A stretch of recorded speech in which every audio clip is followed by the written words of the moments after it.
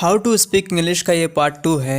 अगर आपने पार्ट 1 नहीं देखा है तो डिस्क्रिप्शन में लिंक है, वहाँ जाके आप देख सकते हैं। मुझे उम्मीद है आपने पार्ट 1 में दी गई वर्ड मीनिंग्स को काफ़ी अच्छे से याद कर लिया होगा। बने रहिए वीडियो के आखिर तक अगर आपको बिल्कुल जीरो से इंग्लिश बोलना सीखना है। So let's begin. इस वीडियो में हम आपको सब्जेक्ट और वर्ब के बारे में बताएंगे। तो पहले जानते हैं कि सब्जेक्ट क्या होता है। हम आपको बहुत ही सरल भाषा में समझाएंगे कि सब्जेक्ट किसे कहते हैं, और जैसे जैसे आप बेसिक से एडवांस में होते जाएंगे हम आपको उसी तरीके से डेफिनेशन याद करवाएंगे। What is subject? सब्जेक्ट उसे कहते हैं जिसके द्वारा कोई कार्य होता है या जिसके बारे में हम बात करते हैं। जैसे रवि एक खिलाड़ी है, तो इस सेंटेंस में हमने किसके बारे में बात की है? हमने आपको बताया है कि हम जिसके बारे में बात करते हैं वही सब्जेक्ट होता है। हमने इस सेंटेंस में रवि के बारे में बात किया है। रवि एक खिलाड़ी है, तो रवि क्या है? रवि एक सब्जेक्ट है। इसी प्रकार से हम दूसरा सेंटेंस लेते हैं, तुम मेरे भाई हो। इसमें सब्जेक्ट क्या है? तुम, क्योंकि हमने तुम्हारे बारे में बात किया है। हमने बताया है जिसके बारे में हम बात करते हैं वही सब्जेक्ट होता है। इसे और अच्छे से समझने के लिए हम एक और सेंटेंस लेते हैं, राम काम कर रहा है। इस सेंटेंस में सब्जेक्ट क्या है? काम किसके द्वारा हो रहा है? काम राम के द्वारा हो रहा है, इसलिए राम सब्जेक्ट है।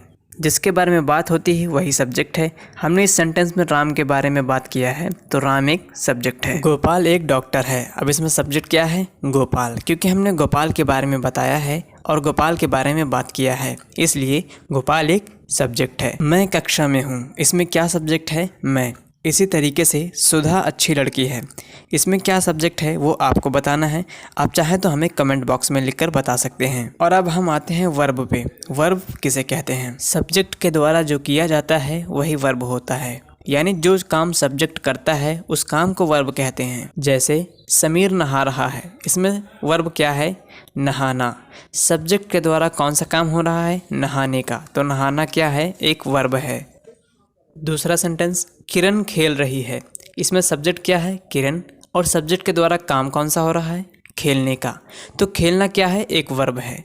सब्जेक्ट जो काम करता है वही वर्ब होता है, तो इसमें सब्जेक्ट है किरण। किरण कौन सा काम कर रही है? खेलने का, तो खेलना क्या है? एक वर्ब है। अगला सेंटेंस, मैंने आपको कलम दिया। इसमें सब्जेक्ट क्या है? मैंने, और सब्जेक्ट के द्वारा काम क्या हो रहा है? इसमें देने का। मैंने आपको एक कलम दिया, तो देना एक वर्ब है। आज आप घर जाएंगे। इसमें वर्ब क्या है? जाना, क्योंकि ये जाने का काम किसके द्वारा हो रहा है? आपके द्वारा, तो इसमें वर्ब है जाना। रामू सो रहा है। इसमें वर्ब क्या है? रामू क्या कर रहा है? सोने का काम, तो सोना क्या है? एक वर्ब है। इसी तरीके से एक और सेंटेंस, राम घर गया है। इसमें वर्ब क्या है वो आपको बताना है। तो आज हमने आपको सब्जेक्ट और वर्ब के बारे में बता दिया है, जो कि इंग्लिश का बेसिक होता है।